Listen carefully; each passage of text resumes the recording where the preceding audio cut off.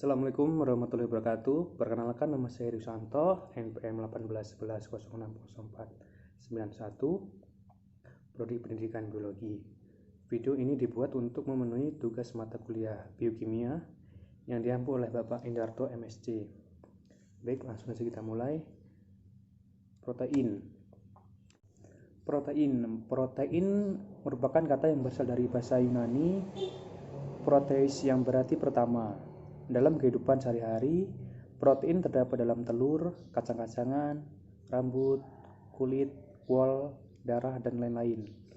Molekul protein mengandung karbon, hidrogen, oksigen, dan nitrogen. Beberapa juga ada yang mengandung besi, mangan, tembaga, dan iodin. Molekul protein sangatlah besar.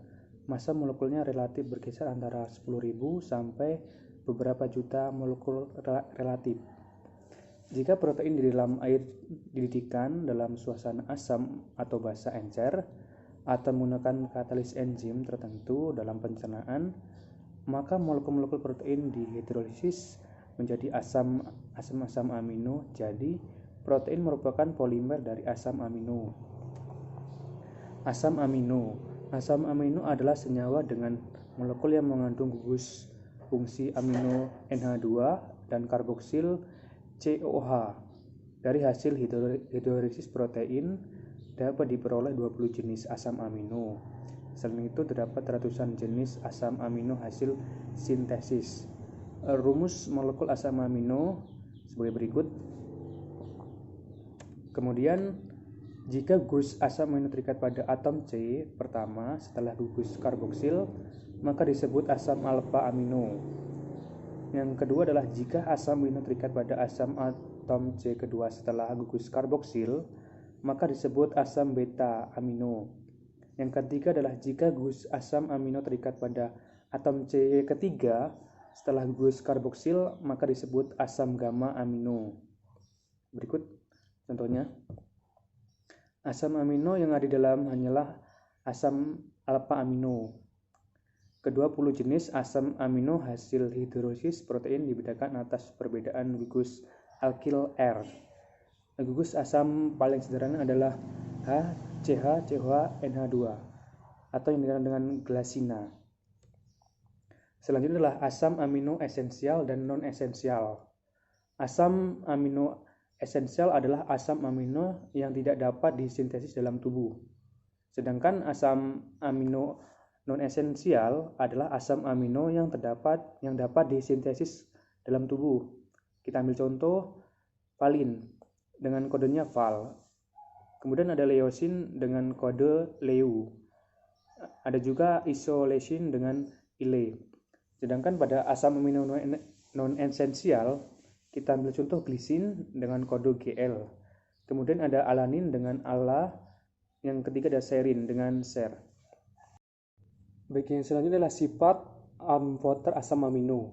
Molekul asam amino mengandung gugus amina NH2 dan gugus karboksil COH, sehingga dalam larutan air asam amino dapat bersifat asam dan dapat bersifat basa. Sifat asam amino ini disebut dengan sifat amfoter dengan reaksi RCH COH NH2, di mana COH merupakan pembawa sifat asam, NH2 pembawa sifat basa. Kemudian ada ion Jupiter merupakan gugus amino NH2 yang bersifat basa. Dapat meningkatkan proton H+ dan gugus karboksil COH dapat bersifat asam. Dapat memberikan proton H+. Oleh karena itu, asam amino dapat menjadi ion bermuatan ganda, yaitu bermuatan positif dan negatif. Ion asam amino yang bermuatan ganda disebut ion Jupiter, di mana RCH-COH NH2 merupakan asam amino, sedangkan RCH-COO- NH3+ merupakan ion Jupiter asam amino. Isomer optis dari asam amino. Hampir semua asam amino bersifat optis karena dapat memutar bidang cahaya terpolarisasi, kecuali glasina. Hal ini disebabkan oleh asam amino mengandung atom C asimetris, kecuali glasina tidak mempunyai atom C asimetris. Berikut adalah contohnya di mana glasina tidak memiliki atom C asimetris. Yang selanjutnya adalah struktur molekul protein. Molekul protein tersusun atas satuan-satuan asam amino yang berikat melalui ikatan peptida yang terbentuk akibat penggabungan molekul asam amino monopeptida dengan mengeluarkan molekul air, polimerisasi, kondensasi, dengan contoh sebagai berikut. Di mana jika dua molekul asam amino bergabung menghasilkan dipeptida. Jika 3 molekul asam amino bergabung menghasilkan tripeptida. Sedangkan molekul asam amino yang bergabung dengan jumlah yang besar akan membentuk polipeptida. Dan selanjutnya adalah struktur primer protein. Deretan asam amino dalam rantai protein disebut struktur primer. Struktur primer polipeptida terdapat pada oksitosin dan vasopresin. Berikut adalah contoh dari oksitosin dan vasopresin. Oksitosin adalah hormon yang memicu kontraksi rahim dan sekresi air susu. Sedangkan vasopresin berfungsi menaikkan tingkat tekanan darah dan mengatur fungsi jantung. Yang selanjutnya adalah struktur sekunder protein. Struktur sekunder protein merupakan penataan rantai polipeptida dari molekul panjang protein, di mana rantai polipeptida dapat memilih dan melipat sehingga membentuk berbagai bentuk molekul protein. Struktur sekunder ditentukan oleh ikatan hidrogen antar pasangan elektron bebas oksigen pada gugus karboksil asam amino dengan atom H yang terikat pada nitrogen asam amino lainnya. Dengan contoh sebagai berikut, C sama dengan OH, kemudian NH, atau yang dikenal dengan ikatan hidrogen. Selanjutnya interaksi antara O menjadi H. O dengan H dapat terjadi dalam gulungan rantai polipeptida untuk membentuk struktur spiral yang disebut dengan alpha helix. Jenis struktur sekunder ini membentuk sifat elastis protein dan ditentukan dalam protein seperti wol, rambut, dan tendon. Yang selanjutnya adalah ikatan hidrogen juga dapat terjadi antara rantai protein yang berbeda dengan menggabungkan keduanya dalam suatu penataan yang disebut lembaran terlipat. Struktur ini terdapat dalam sutera. Seratnya bersifat fleksibel tetapi sangat kuat dan tahan renggangan. Berikut contohnya, ikatan hidrogen dalam protein alpha helix disebut intrachain dalam satu rantai protein. Ikatan hidrogen dalam lembaran terlipat disebut interchain antar rantai protein. Yang selanjutnya adalah struktur tersier protein.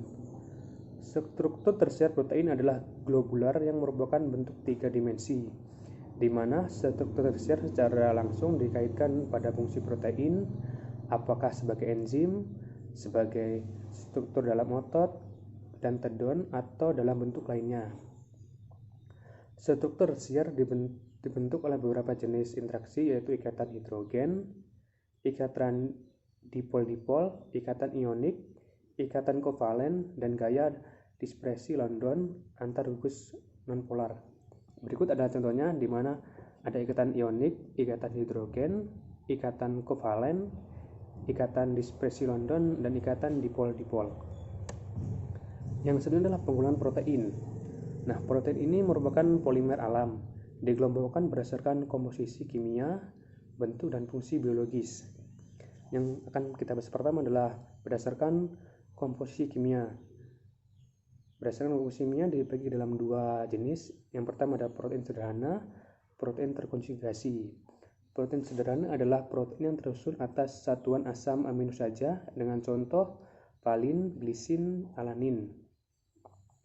Sedangkan protein terkonjugasi merupakan protein yang tersusun atas sejumlah asam amino dan yang bukan asam amino dengan contoh hemoprotein, glikoprotein, metalprotein, lipoprotein, dan fosfoprotein. Yang kedua berdasarkan bentuk, di mana berdasarkan bentuk ini dibagi dalam 2 jenis. Yang pertama protein serat. Protein serat terbentuk berbentuk serat panjang yang tidak larut dalam air, terdapat dalam kulit, rambut, dan jaringan pengikat. Protein serat ini terbagi dalam dua jenis lagi, di mana ada kolagen. Kolagen merupakan protein pokok jaringan pengikat dari tulang, gigi, dan tendon.